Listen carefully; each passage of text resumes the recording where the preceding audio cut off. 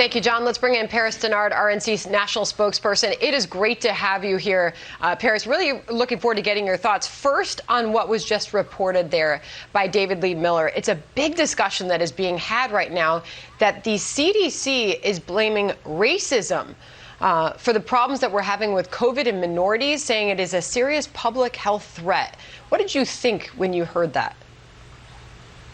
Well, first of all, Sandra, thanks for having me. My mom's name is Sandra, so I think anybody named Sandra is fantastic. Love it. But when I heard this statement from the CDC director, I was appalled because instead of focusing on health disparities, which we should do because they're real, and COVID highlighted those, the CDC is doing the bidding of the Biden administration by once again inserting racism, and calling people racist for no reason. That's the Democrat Biden-Harris administration playbook. And they're doing this because they want to have the American people think that this nation is inherently racist or systemically racist. But it's not. And I think that all Americans should stand up and ask the question, if these districts, if these communities of color who have been represented by Democrats for so many years are systemically racist, does that make the Democrats who are in control racist as well? I think the CDC should focus on the Communist Party of China. COVID-19 came over to this country and has infected the world, and they should be focused on that. That issue alone is why we have seen so many people die. Yes, disproportionately in the black community, but it's not the fault of racism, it's the fault of China. Focus on that, stand up to China, and stop calling everybody, everything, and everywhere racist. It's wrong. Transportation Secretary Pete Buttigieg spoke just a short time ago about this, about racism as it's tied to COVID. Let's listen. There is racism physically built into some of our highways. And that's why the jobs plan has dollars specifically committed to reconnect some of the communities that were divided by these dollars. Okay, so he's specifically now injecting racism into our transportation system, into our infrastructure, obviously, as we look at this multi-trillion-dollar plan that the Biden administration is playing out. I want to read you this quote. This is interesting. This is Buttigieg. If you're in Washington, I'm told that the history of that highway is one that was built at the expense of communities of color in the D.C. area.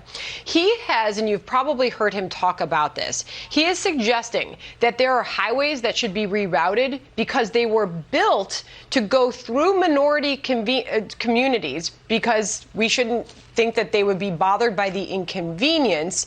But he makes the case that racism then, by doing that, lowered the value of homes in those areas. So in the infrastructure plan, he is suggesting that some of those highways should be rerouted so that they don't adversely affect some of those minority communities. I just wonder, Paris, if you put some thought into that, what some of the unintended consequences could be. If you reroute highways to go away from some of these communities, what's the economic hit that some of those communities could take?